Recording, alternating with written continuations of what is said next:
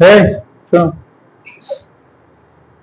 আমাদের প্রশ্ন আছে x মাইনাস 1 ডিভাইডেড x সমান 4। এটা হলে প্রমাণ করতে হবে যে x to the power 4 plus 1 divided x to the power 4 সমান 322। এই পরীক্ষাতে এটা না থেকে যেভাবেও থাকতে পারে, x টু দি পাওয়ার 4 সমান 322 minus 1 divided x to the power 4, মানে এটাকে এই পাশে পার করা রাখতে পারে, এইভাবে থাকে। এখানে দেখো এটা থাকলে আমরা লেফট হ্যান্ড সাইড দিয়ে করলে করা যাবে, কিন্তু এইভাবে থাকলে আমরা লেফট হ্যান্ড সাইড দিয়ে কিভাবে করব? এদিকে দেখাও, এটা থাকলে এখানে কি লেফট হ্যান্ড সাইড আছে? হ্যাঁ, নাই। এটা লেফট হ্যান্ড সাইড নাই, এখানে লেফট হ্যান্ড সাইড নাই। তাহলে সেই ক্ষেত্রে আমাদের সবচেয়ে ভালো হয় যেটা দেওয়া আছে, এখান থেকে করা। আমাদের দেওয়া আছে, দেখো দেওয়া আছে x মাইনাস 1 ডিভাইডেড x সমান কত? 4। এখান থেকে আমরা এই পাওয়ার 4 এর মান বের করতে চাই। তাহলে পাওয়ার 4 নিয়ে আসতে হলে এই লাইনটাকে আমাদের দুইবার বর্গ করতে হবে। কয়বার বর্গ করব আমরা? দুইবার বর্গ করব। তাহলে প্রথমে যদি আমরা একবার বর্গ করি, x মাইনাস 1 ডিভাইডেড x এর উপরে পাওয়ার স্কয়ার দিলাম, 4 এর উপরেও স্কয়ার। তাহলে বর্গ করলে এখানে খেয়াল করে দেখো আপনি a minus b whole square সূত্র হচ্ছে, এখানে a মাইনাস b হোল স্কয়ারের সূত্র, a minus b whole square সূত্র কি বলতো? a square minus 2ab plus b square. তাহলে a স্কয়ার মানে x square minus 2ab plus কি লিখবো আমরা? b square. আর এই পাশে হবে 4 এর b স্কয়ার করলে কত? 16।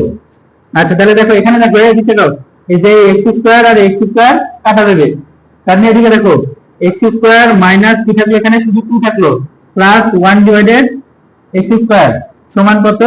16। এই মাইনাস 2 ওই পাশে গেলে কি হয়ে যাবে বলো তো? প্লাস 2 হয়ে যাবে না? x square plus 1 divided x square, আর এই মাইনাস 2 এই পাশে এসে 16 প্লাস কত? 2 সমান তাহলে কত হবে? x square plus 1 divided x square সমান কত হবে? 16 দিয়ে 18। বুঝতে পারলে কি এটা? এই লাইন বুঝতে পারছো এটা?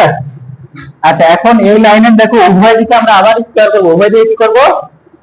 এখানে আমরা একবার স্কয়ার করলে পাওয়ার 2 পেলাম, একবার স্কয়ার করে পাওয়ার কত পাওয়া গেছে? 2। আরেকবার যদি আমরা স্কয়ার করি, আরেকবার স্কয়ার করলে আমরা পাওয়ার 4 পেয়ে যাব।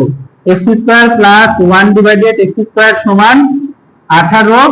এখন উভয় দিকে স্কয়ার করা হচ্ছে, খেয়াল করো উভয় দিকে স্কয়ার করলে আমরা পাবো x টু দি পাওয়ার, এই পাশে কি হবে বলো তো?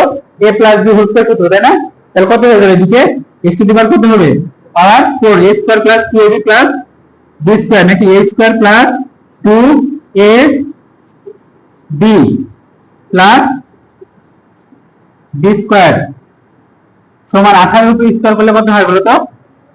হ্যাঁ, 324। 18 উপরে স্কয়ার করলে 324। তাহলে এখানে এই যে x স্কয়ার কাটা যাবে, x to the power 4 plus থাকলো 2 plus 1 divided x to the power 4 সমান কত? 324। এই 2 এই পাশে মাইনাস হয়ে গেলে কত হবে? x to the power 4 plus 1 divided x to the power 4 সমান 324 মাইনাস 2।